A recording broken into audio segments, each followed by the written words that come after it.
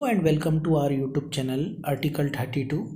Friends, इस video में हम देखने जा रहे हैं इंडियन एविडेंस एक्ट का सेक्शन 40। बहुत ही इम्पोर्टेंट सेक्शन है। इस सेक्शन की जो हेडिंग है वो है previously judgements relevant to bar a second suit और ट्रायल। हिंदी में है द्वैतवाद या विचारण के वारणार्थपूर्ण निर्णय सुसंगत हैं। तो इस सेक्शन की हेडिंग से ही पता चल जाता है ये ऐसे केसों को रोकती है, ऐसे केसों को कोर्ट में दाखिल होने से, इंस्टीट्यूशन होने से रोकती है जो पहले ही डिसाइड हो चुके हैं।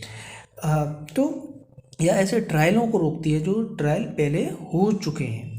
तो अगर हम इस सेक्शन के जो नेचर को देखें, जो तो इसका जो नेचर मिलता है वो वो भारतीय संविधान, इंडियन कॉन्स्टिट्यूशन के आर्टिकल 22 से, डबल जीओ पार्टी के doctrine of double Jio party के सिद्धांत से मिलता है, जिसमें कहा गया है कि no person shall be prosecuted और कन्विक्टेड ट्वाइस। आर्टिकल 22 से मिलता है, सीआरपीसी के सेक्शन 300 से मिलता है, जिसमें भी इसी आर्टिकल 22 को विस्तृत वर्णन किया गया है जिसका, और सीपीसी के हमारे इंडियन सीपीसी के सेक्शन 11 जिसे हम जानते हैं डॉक्ट्रिन ऑफ रेस जुडिकाटा के नाम से जानते हैं, उससे, उसके नेचर से बिल्कुल ये मिलता है।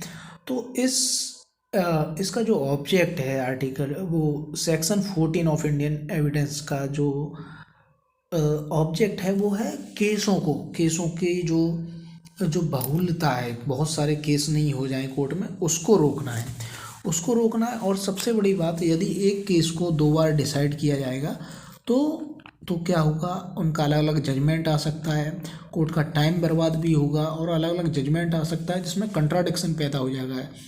एक कोर्ट में कह दिया गया कि ये विवाह मान्य है और दूसरी कोर्ट में कह दिया गया कि ये विवाह शून्य है, वॉइड है, तो यहाँ पर कंट्राडिक्ट पैदा हो जाएगा।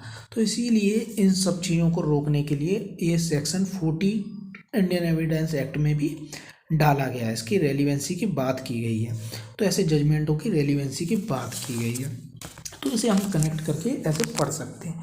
तो अगर इसके अंदर हम जाएँ तो इसे को हम थोड़ा इसमें कमेंट्री देख लेते हैं बुक में। तो इसमें बात किया गया है सीपीसी का रेस जुडिकाटा का सिद्धांत सिविल प्रक्रिया संहिता का एक भाग है।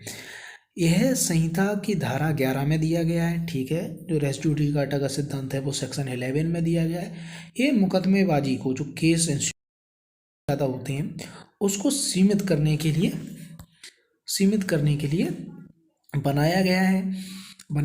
सिद्धांत यह है कि जब किसी वाद हेतु को लेकर किसी न्यायालय में वाद लाया जाता है और निर्णित भी हो चुका है तो उन्हीं पक्षकारों तथा उन्हीं वाद हेतु पर कोई वाद नहीं लाया जा सकता। मतलब कि किसी न्यायालय ने कोई केस को डिसाइड कर दिया है और वो उन्हीं पार्टियों के बीच में है, वो किन्हीं पार्टियों के बीच में डिसाइड कर दिया गया है और वही कॉज ऑफ एक्शन है। किसी कॉज ऑफ एक्शन को डिसाइड कर दिया है तो उसी को लेके दोबारा केस दाखिल नहीं किया जा सकता है, उसका दोबारा ट्रायल नहीं हो सकता है। तो सेक्शन 40 सिविल और क्रिमिनल केस दोनों पर लागू होता है।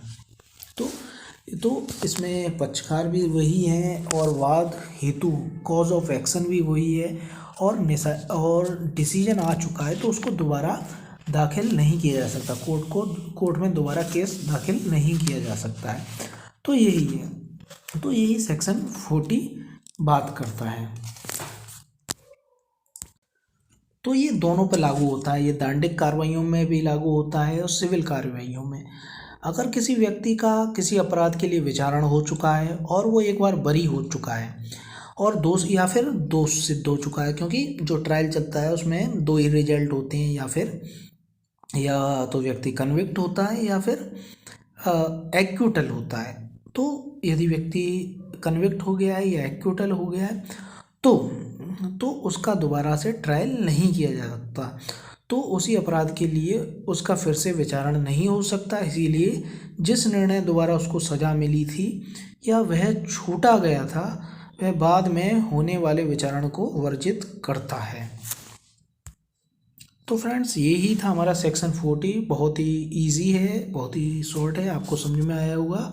तो फ्रेंड्स इसको इंडियन एविडेंस एक्ट के सेक्शन 40 को अपने इंडियन कॉन्स्टिट्यूशन के आर्टिकल 22, CRPC 300 और CPC का रेस जुडिकाटा सेक्शन 11 से जोड़कर पढ़िए, बहुत ही ईजी से समझ में आ जाएगा।